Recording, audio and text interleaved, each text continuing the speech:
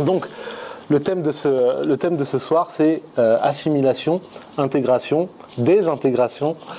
Quelle est la participation, quel est le modèle pour les musulmans qui vivent en France? Ces mots-là, vous les avez entendus souvent dans l'espace politique, dans l'espace médiatique, et rarement on les définit, rarement on essaie de les expliquer, et puis rarement on nourrit un sens critique vis-à-vis de ces concepts. Et souvent, ces concepts-là, ils sont sortis de la boîte à outils médiatique pour interroger la place des musulmans. D'accord ? On ne se pose pas la question de savoir est-ce que les gens qui vivent dans la région de Lyon, les Lyonnais ou les Berrichons ou les Bretons, quel est leur degré d'assimilation ou d'intégration dans le contexte français. On ne se demande pas si y a une italianisation du territoire français parce qu'il y aurait une minorité qui viendrait d'Italie et qui est là depuis quelques générations. On ne se pose pas ces questions-là. Et en général, ce regain de citoyenneté, ce regain de patriotisme, ce regain d'une nécessité de définir qui nous sommes et qui nous ne sommes pas, et ainsi de suite, est invoqué et convoqué dès lors qu'il s'agit de populations qui sont plutôt indésirables. Les migrants, les Roms, les musulmans. Et à minimum, même s'il n'y a pas des relations de grande amitié entre les musulmans et les Roms, au moins il y a un phénomène d'alternance. Nous, on prend les semaines paires, eux, les semaines impaires. Alhamdoulilah, les vaches islamophobes sont bien gardées. Et donc, de ce point de vue-là, on va essayer de prendre chacun de ces concepts, de les définir, et puis de voir, ok, puisque ça veut dire ça, et ça veut dire ça, donc où est-ce que nous on se positionne, et est-ce que nous on a besoin de se positionner, d'accord ? Donc le premier concept, c'est celui de l'assimilation. L'assimilation, c'est cette théorie selon laquelle il y a un moule qui définit l'identité française, et qui que ce soit qui arrive dans cet espace-là doit rentrer dans le moule, d'accord ? Donc abandonner ses codes, abandonner ses vêtements, abandonner une partie de sa culture, abandonner tout ça pour endosser le moule qui définit l'identité française.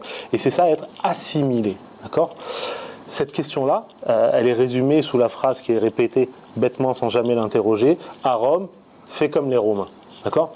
Une phrase qui sonne bien pour un slogan marketing, mais il n'y a pas plus débile dans l'analyse sociologique et juridique comme on va le voir dans une seconde. Qu'est-ce qu'on peut formuler comme critique à la phrase « à Rome, fait comme les Romains » ? D'abord, la première chose, c'est que quand on l'a dit à quelqu'un, c'est « tu n'es pas romain ». D'accord ? On te dit ça, mais tu n'es pas romain. Donc toi qui arrives maintenant à la porte de Rome, d'accord ? Fais comme les Romains. D'accord ? Ça, c'est la première chose. La deuxième chose, c'est les Romains ont raison. D'accord ? À Rome, tu fais comme les Romains, parce que les Romains, à Rome, ils ont raison. D'accord ? Et puis la troisième chose, c'est même si les Romains font quelque chose de problématique, ton statut à toi ne t'autorise pas à modifier ce que font les Romains. D'accord ? Et ces trois choses-là, elles sont fausses. Quand on dit à quelqu'un à Rome fais comme les Romains, c'est-à-dire tu n'es pas romain, et qu'on adresse ce genre de phrase-là à des musulmans ou à des gens qui sont issus de l'immigration et ainsi de suite, en fait on leur dénie leur plein statut de citoyen. On dit que en fait, vous n'êtes pas des citoyens comme les autres.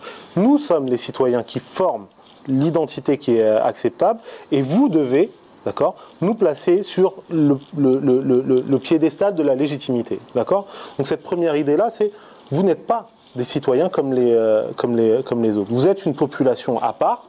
Vous n'avez pas les pleins droits et la pleine légitimité de définir ce qu'est l'identité française. Et vous le voyez bien en fait dans la gradation des légitimités. Il y a plein de statuts différents pour justement grader le niveau de citoyenneté, le niveau de légitimité. D'accord ? Il y a les Français de souche. D'accord ? Il y a les Français depuis plusieurs générations. Il y a les Français. Il y a les Français issus de l'immigration. Il y a les résidents. D'accord ? Il y a les résidents temporaires. Il y a les résidents illégaux, il y a les gens qui ont un permis de travail, il y a les touristes, ensuite il y a les immigrants illégaux. D'accord ? Et donc on voit qu'à travers cette gradation, qui est en fait la gradation que définit la blancheur aryenne, c'est-à-dire au niveau du sang et non au niveau de la loi, au niveau de l'héritage sanguin aryen européen, d'accord ? On voit qu'il y a une gradation des légitimités. Et on n'est plus légitime si on est un Français de souche depuis plusieurs générations que quelqu'un qui vient d'être naturalisé. Alors qu'au sens juridique, il n'y en a pas un qui est plus ou moins français que l'autre. Donc première chose qui déconstruit cette phrase-là. La deuxième chose, c'est que les Romains ont raison. D'accord ? Donc tu fais comme les Romains, puisque les Romains définissent la norme. Sauf que si on est romain, on définit la norme au même titre que les autres. Et donc si on est français, cette norme-là, on l'a définie, on l'a produit, on l'a construit aussi. Donc nous sommes des Français comme les autres et nous définissons, pas plus, pas moins que n'importe quel autre citoyen, ce que c'est d'être Français. Et si demain, il y a une majorité de gens qui ont telle appartenance culturelle ou telle appartenance religieuse ou tel code vestimentaire, ça fait partie de l'identité française. L'islam est une religion française. L'islam est la religion qui attire le plus de fidèles dans des lieux de culte. D'accord ? Donc l'islam, elle fait partie de ce paysage, elle fait partie de ce paysage-là. D'accord ? Et nous définissons, de la même manière que les autres, ce que c'est d'être français.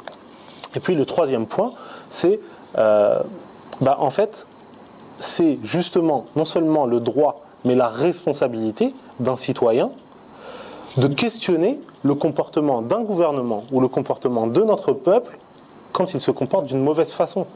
D'accord ?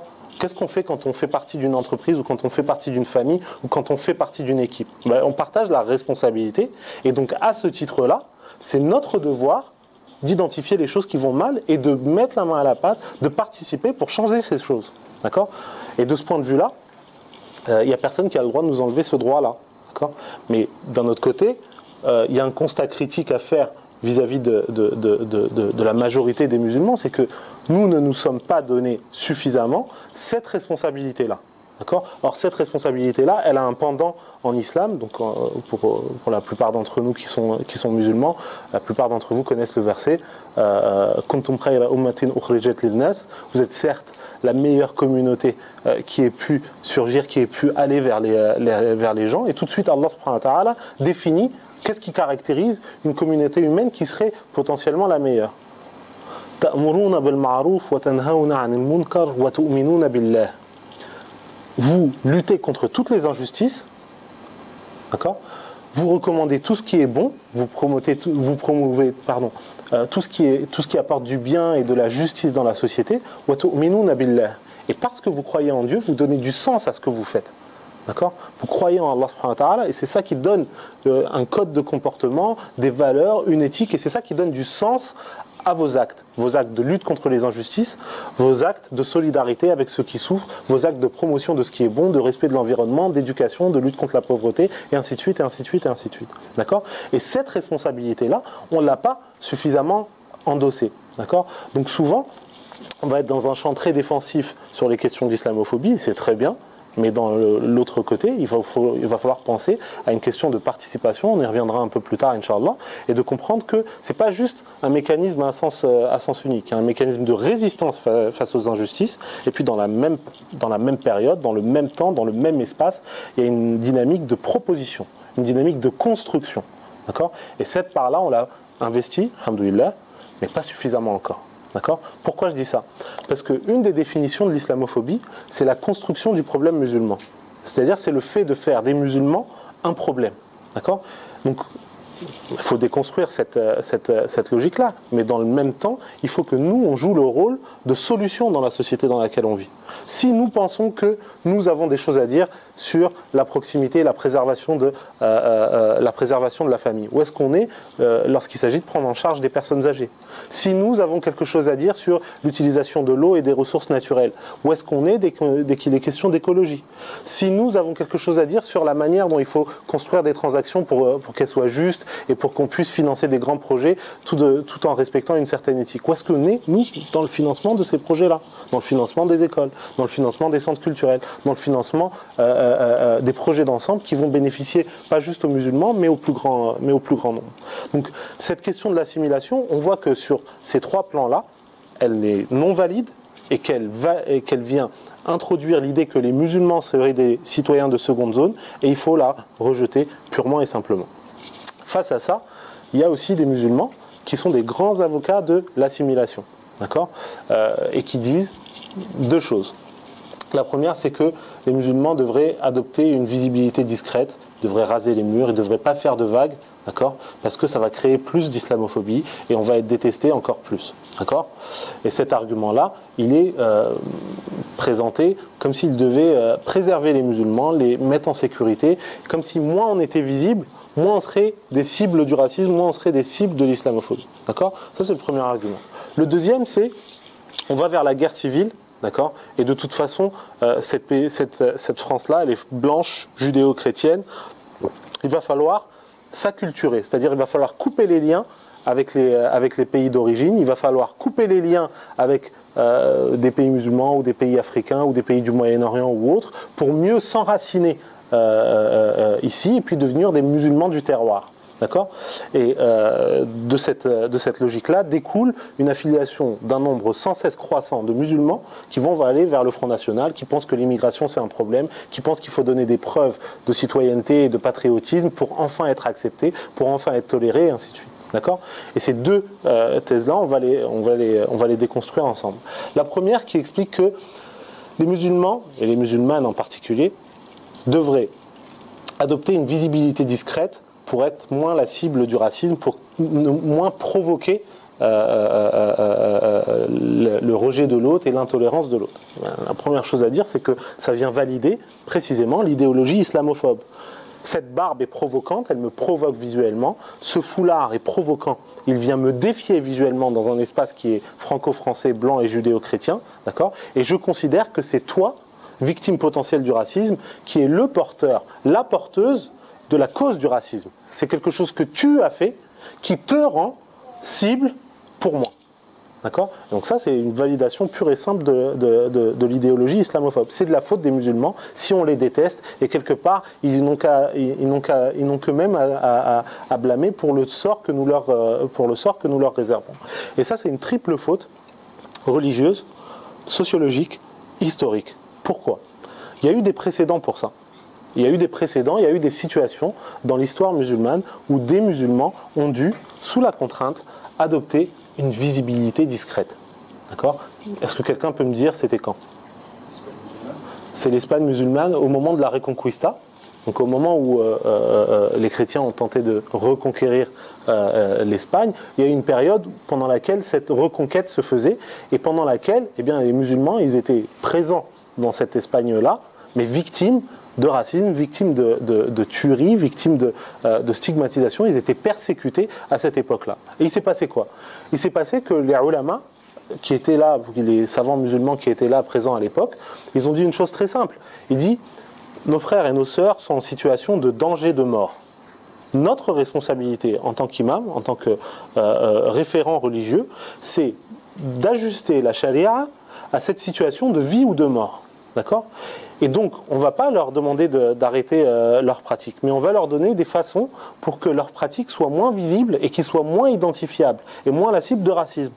Donc, on faisait la prière, on évitait la prière en groupe de manière publique. Pour verser la zakat, il valait mieux faire des cadeaux ou des dons un peu informels plutôt que de sortir l'argent tous en même temps le jour de l'Aïd ou bien ainsi de suite.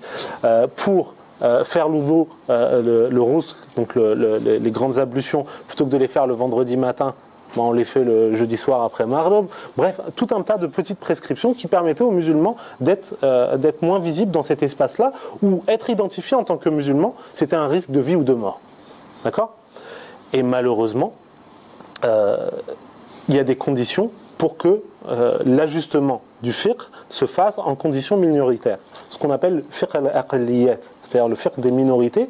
En fait, il requiert que les musulmans soient non seulement en situation ultra-minoritaire numériquement, mais qu'en plus, leur identification en tant que musulmans, elle cause un risque de vie ou de mort. Or, dans la production des règles de jurisprudence islamique, il y a des choses qui sont à préserver. La vie à préserver en premier lieu, l'islam, la famille, ainsi de suite, les ressources et toutes ces choses-là. Donc, il y avait la question de vie ou de mort qui vient produire la nécessité jurisprudentielle de donner ces permissions-là. Et on n'est pas en situation de vie ou de mort aujourd'hui. D'accord? Cet avis, il est inexistant. On ne peut même pas dire que c'est un avis minoritaire au sein de l'islam. C'est un avis inexistant dans le corpus de tous les ulama, quelle que soit l'université, que ce soit à l'Azhar, que ce soit à Médine, que ce soit au Pakistan, que ce soit en Indonésie, il n'y a pas d'avis qui dit que les musulmans doivent se cacher ou gommer leurs signes d'islamité pour faire plaisir aux islamophobes dans un but de satisfaction politique. D'accord? Sur le plan religieux, ça ne fonctionne pas.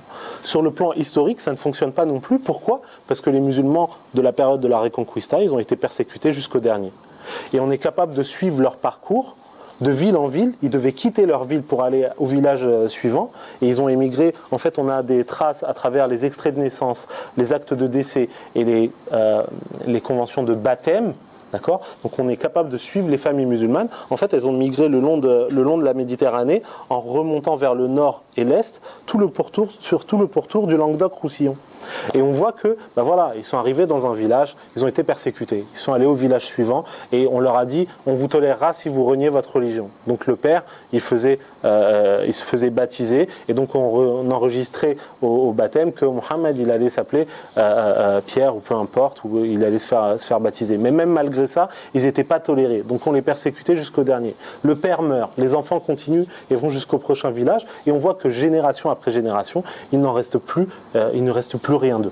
D'accord ? Donc ils ont été persécutés jusqu'au dernier parce que jamais les islamophobes, ni à l'époque ni aujourd'hui, n'acceptent les musulmans tant qu'eux-mêmes n'auront pas renié leur religion et auront endossé pleinement tout ce que les islamophobes leur auront demandé de faire.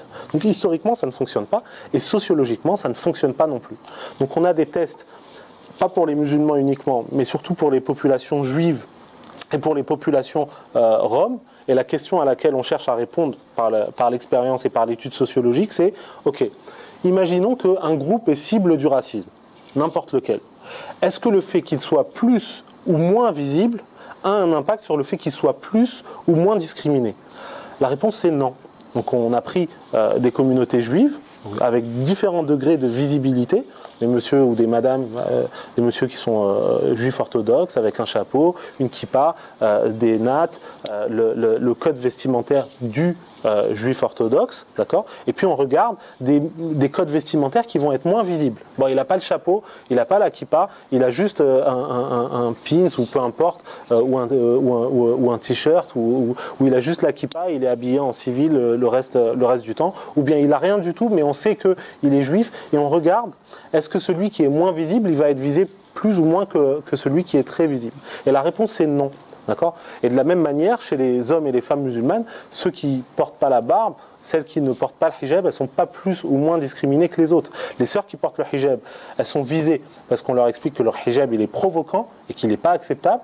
Et celles qui ne le portent pas, quand elles passent un entretien d'embauche ou quand elles sont dans le monde de l'entreprise, on va les suspecter un jour de vouloir le porter. D'accord ? Et donc on va lui dire, Fatima, tu fais attention quand même, je te préviens tout de suite. Hein ? La prière ou le jour de l'Aïd, machin, tu ne vas pas nous rendre malade ici, on est une entreprise sérieuse. Donc on va se permettre, vis-à-vis du musulman lambda, des commentaires qu'on se permet aussi avec le musulman plus visible, parce que quel que soit ce que font les victimes, le racisme et le discours qui va avec va s'ajuster aux nouvelles formes de visibilité ou d'invisibilité. Et vous le voyez très bien, il y a un discours islamophobe qui explique que les musulmans sont en train de conquérir le territoire, ils sont en train de nous provoquer, regardez, ils ont des mosquées, des minarets, des boucheries halal. Mais si on enlève tout ça et si on cache tout ça, les musulmans, ils sont en train de nous infiltrer, ils ont rasé leur barbe et ils se font discrets, ils essaient de rentrer dans toutes les entreprises pour mieux contrôler et demain peut-être prendre le pouvoir et ainsi de suite. Donc vous voyez, le même discours, visibilité ou invisibilité, va produire la même haine des musulmans. D'accord ? Donc vous voyez que ça ne fonctionne pas. Et quant à la deuxième idée, comme quoi on devrait s'enraciner, on devrait s'acculturer, on devrait couper les ponts avec ce qui constitue notre histoire familiale, communautaire ou autre, d'accord ? Ça a un nom. Quand quelqu'un fait le choix délibéré de renier une partie de son histoire familiale, de son histoire religieuse, de son histoire culturelle, ça a un nom, ça s'appelle l'aliénation.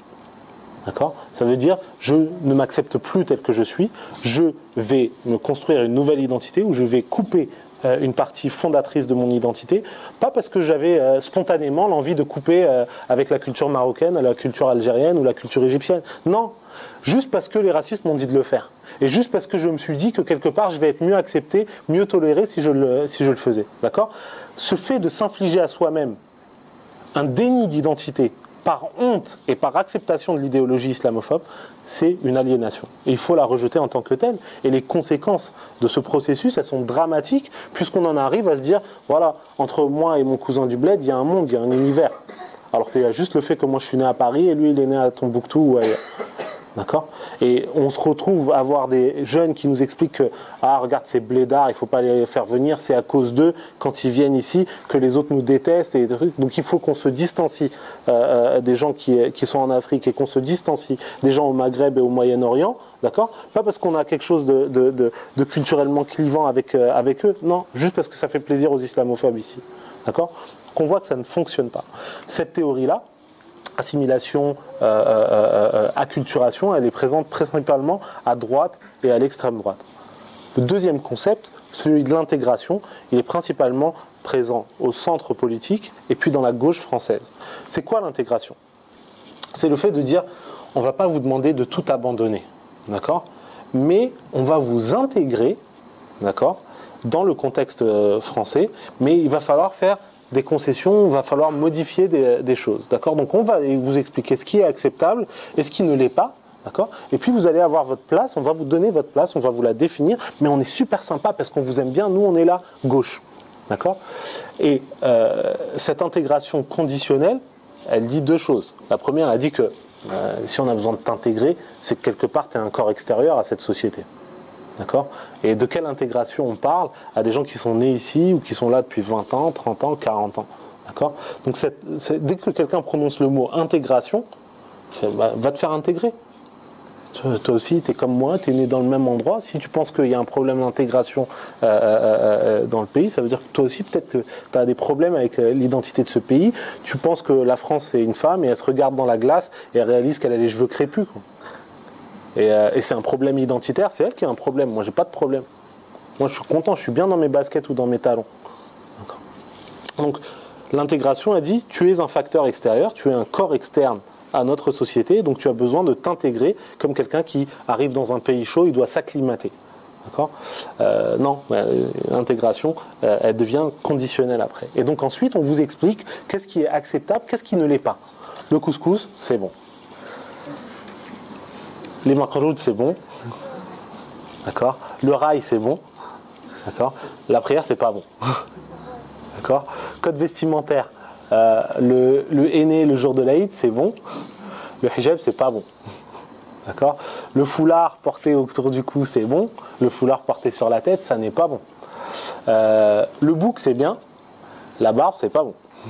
D'accord? Et donc, on a des codes qui vont expliquer que y a certaines choses qui sont acceptables ou tolérables, et puis d'autres qui sont à proscrire, et que on va utiliser ensuite ces petites choses culturelles qu'on a identifiées comme étant tolérables, comme la preuve de notre tolérance et de notre respect.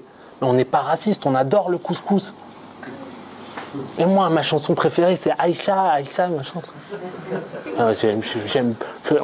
Tu peux pas traiter les Français de racistes alors qu'on a Yannick Noah. D'accord? Donc, c'est comme dans, comment ça s'appelle l'émission Qui veut devenir millionnaire, là, ou je sais plus quoi. Il y a l'appel à un ami, d'accord? Et puis il y a le copain arabe. Je suis pas raciste, j'ai un copain arabe. Mais moi, j'adore l'islam. Je suis parti à Marrakech. C'était incroyable, les jus de fruits, les serpents sur la plage. Vraiment, comment tu peux me traiter, moi, de raciste? Mais fais un effort, Fatima, avec ton foulard, quand même, c'est un pays laïque ici. Donc, on voit que l'intégration, c'est la tolérance, l'acceptation conditionnelle de ce qu'est l'autre, selon ce que moi je lui dis. D'accord? Donc je lui explique quelle est sa place autorisée, d'accord? Et je lui explique qu'il n'y a pas de problème s'il est rappeur, footballeur, éducateur social dans une banlieue. Il n'y a pas de problème si c'est une beurette sympa qui ramène des makrouds le jour de l'Aïd. Elle sera quand même là en train de travailler le jour de l'Aïd et elle sera quand même là en train d'endosser exactement ce que je lui dis de faire ou de ne pas faire. Mais il y a un problème dès que lui ou elle passe en capacité. Je m'appelle Pierre, ou Marwan, ou Farid, ou Salima, je suis musulman, j'ai pas de problème avec le reste de la société, je suis cadre, ou je suis éducateur sportif, ou je suis femme de ménage, ou je suis ouvrier, ou je suis médecin, ou je suis architecte, d'accord? Et je ne renie pas ma foi, et je suis bien comme ça. Et si toi tu as un problème avec ça, tape-toi dans le mur, quoi. D'accord? Donc il y a un moment donné où il faut dire, il faut s'affirmer, pas dans l'arrogance, juste dans la dignité, il faut être fier de ce que l'on est, d'accord? La izza, la fierté au sens islamique du terme, c'est le fait d'être digne, le fait de porter la tête haut, D'accord? Sans être arrogant envers les autres, sans dire toi tu vaux rien, ou bien nous sommes meilleurs que toi par essence. Non, pas besoin de ça. Si j'ai besoin de prouver quelque chose, que je prouve quelque chose à Allah subhanahu wa ta'ala par mes actes, par mes intentions, par mon comportement. D'accord? Mais je baisserai jamais ma tête juste parce que quelqu'un pense que c'est tabou d'être musulman ou c'est problématique quand les autres prennent leur pause pour aller fumer une cigarette, c'est problématique que moi je prenne ma pause pour lire un bouquin ou que je prenne ma pause pour faire ma prière, pour faire quelques doigts ou autre. D'accord? Donc on ne revendique pas et on ne demande pas un droit que les autres n'auraient pas, mais on n'acceptera jamais que quelqu'un nous vole nos droits et nous explique que c'est pour notre bien qu'on discrimine des gens. D'accord? Donc l'intégration, c'est ça. La participation conditionnelle à un espace commun, d'accord? Et puis le fait de dire que en fait, ton statut de citoyen, il est minoré, puisque tu as besoin d'être intégré, et c'est moi qui t'explique ce que c'est ou non d'être intégré. D'accord? Donc, puisqu'on dit que l'assimilation c'est problématique, qu'on explique aussi que l'intégration c'est problématique, du coup quelle est notre place? Avant de répondre à ça, j'aimerais vous dire qu'on n'est pas les seuls à avoir un problème avec le rôle et la place qu'on devrait prendre ou non dans la société française. N'importe quel citoyen français, il a un problème d'identité. D'accord? C'est pour ça que le débat sur l'identité nationale, c'était une bonne question posée par les mauvaises personnes au mauvais moment et de la mauvaise façon. Mais la question, elle est valide. France, qui es-tu? C'est quoi être français? C'est quoi? Or, ce que l'on remarque, c'est que quand on pose la question à quelqu'un, il a énormément de difficultés à définir ce que c'est d'être français sans dire « voilà ce que nous ne sommes pas ». On n'est pas les gens de l'autre côté de la Manche qui mangent n'importe quoi, ces roast beef qui mangent des tripes ou je sais pas. On n'est pas ces Américains qui conduisent des grosses voitures. Et on n'est surtout pas ces gens de l'autre côté de la Méditerranée qui marient leur fille à 10 ans et qui mangent de la viande halal et qui se tapent le front 5 fois par jour et ainsi de suite. Donc ils ont plus de facilité à dire ce qu'ils ne sont pas plutôt que de dire ce pourquoi ils vivent, ce pourquoi ils se lèvent le matin et ce qui les définit au bout du compte. Et il y a un exemple qui montre ça avec beaucoup d'évidence, c'est la relation que les Français ont avec leur équipe de sportifs. D'accord ? On voit que dans la façon de se positionner par rapport, par exemple, à l'équipe de foot, d'accord ? Il y a toute l'histoire de France et tout le rapport que les Français ont avec eux-mêmes. D'accord ? Les Français, c'est des gens qui sifflent leur équipe de foot, d'accord ? Et qui vont les applaudir s'ils gagnent. D'accord ? C'est des gens qui doutent d'eux-mêmes et donc ils doutent de leurs sportifs. Vous comparez un Français et un Américain, l'Américain, même si son équipe elle est en train de prendre 7-0, il est comme ça, il fait on va gagner parce que nous on est Américains. Bon, une autre forme d'imbécilité, mais il n'y a pas de problème. Et les Français, ils sont comme ça, même s'ils sont à 7-0, et en leur faveur, fait, bon, on est Français, on va perdre à un moment donné, il va se passer un truc, je te le dis tout de suite, ça va pas rater, il va se prendre la balle de tennis dans la tête, il va mourir sur le terrain, on va faire... D'accord ? Ou bien si c'est l'équipe de foot, on voit que quand elle gagne, 1998, c'est la France, black, blanc, beurre, regardez comment on a réussi l'intégration, d'accord ? Et la même composition ethnique dans une équipe de foot en 2010, vous voyez l'échec de l'intégration, vous voyez le fait qu'on a laissé les communautarismes s'installer même à l'intérieur de l'équipe de France. Rendez-vous compte, ils ne mangent pas de porc. Si, sur notre argent, avec l'argent de la Fédération française de football, les mecs achètent de la viande halal. D'accord ? Et dans nos chambres d'hôtel, que nous payons, il se pourrait même que l'un d'entre eux soit en train de prier alors que je vous parle. D'accord ? Donc, il y a un traumatisme vis-à-vis de l'équipe de foot et une ambivalence. D'accord ? Quand elle gagne, on salue le modèle républicain et la réussite du multiculturalisme et de la diversité ethnique qui prévaut en France. Et quand elle perd, on va dire que c'est à cause de cette diversité ethnique-là et des tentations communautaires, des Noirs, des musulmans, des jeunes de banlieue et ainsi de suite, puisqu'on sait bien, comme Alain Finkielkraut nous explique, que quelque part c'est une équipe de racailles, des Noirs et des Arabes qui courent en basket, on a déjà vu ça quelque part. D'accord ? Et au bout du compte, s'ils perdent, c'est l'échec de ces gens-là. Ils ne chantent pas la Marseillaise au bout du compte. D'accord ? Et l'exemple iconifié de ça, c'est Zinedine Zidane. Zinedine Zidane, dans la finale c'était quand ? C'était 2006 ou un truc comme ça ? 2006 ou 2007. Il a raconté toute notre vie en 5 minutes. D'accord ? Il était l'icône, le modèle invitez-le dans toutes les émissions, ramenez-le dans des clubs de banlieue pour dire aux jeunes, voilà, il faut jouer au foot, il faut le truc. Moi, je commence toujours par la droite, toujours parce que j'aime bien Volvic et machin truc. D'accord ? Et en un coup de tête, il est redevenu arabe. D'accord ? Juste avant qu'il mette ce coup de tête, c'est son dernier match, c'est le grand espoir, c'est la preuve même que la France peut réussir quelque chose. Voilà qu'il met un coup de tête, d'accord ? Et il redevient un arabe, il redevient un musulman, il redevient quelqu'un qui n'a pas réussi à se contrôler. Et lui, dans sa tête, quelque part, je peux le dire parce que ma maman est algérienne, il a été un peu algérien pendant 5 minutes. D'accord ? Il pouvait dire, toi, je vais te fumer, mais juste après le match. D'accord ? Pour l'instant, il s'agit de gagner. Il aurait pu dire, voilà, je vais être en situation de self-control, les trucs, machin, je ne vais pas accepter ça. Non, coup de tête, et après, on réfléchit. D'accord ? Et donc, quelque part, cette symbolique-là, du héros déchu, elle dit beaucoup de choses de la manière dont les musulmans vont être perçus, les arabes vont être perçus, les noirs vont être perçus. C'est-à-dire qu'ils sont bons, et ils sont gentils, et ils sont acceptables tant qu'ils réussissent et tant qu'ils sont visibles dans leur contribution à la société. S'ils font une faute, on ne va pas l'attribuer à l'échec d'un parmi eux. Non, on va considérer que c'est quelque chose de génétique ou quelque chose de gravé dans leur religion. On va problématiser l'ensemble de leur communauté pour juste la faiblesse et les fragilités, comme n'importe quel autre être humain, d'un homme ou d'une femme. Et dès lors, quelle est notre place, quelle est notre participation à la société française ? D'accord ? Où est-ce qu'on se positionne ? Est-ce qu'on doit revendiquer le fait d'être français ? Est-ce qu'on doit dire non, la France c'est pourri ? Est-ce qu'on doit parler d'intégration ou d'assimilation ? Est-ce que ça doit être des discussions qui nous animent ? Mes enfants, quand ils se lèvent le matin, ils ne se posent pas la question de savoir s'ils sont plus ou moins français que la veille ce matin-là. Ils font ce qu'ils ont à faire, ils sont heureux. Leur métier pour l'instant c'est de jouer et d'apprendre. D'accord ? Et ils font ce qu'ils ont à faire sans se poser la question de ce que vont dire les autres ou de ce que.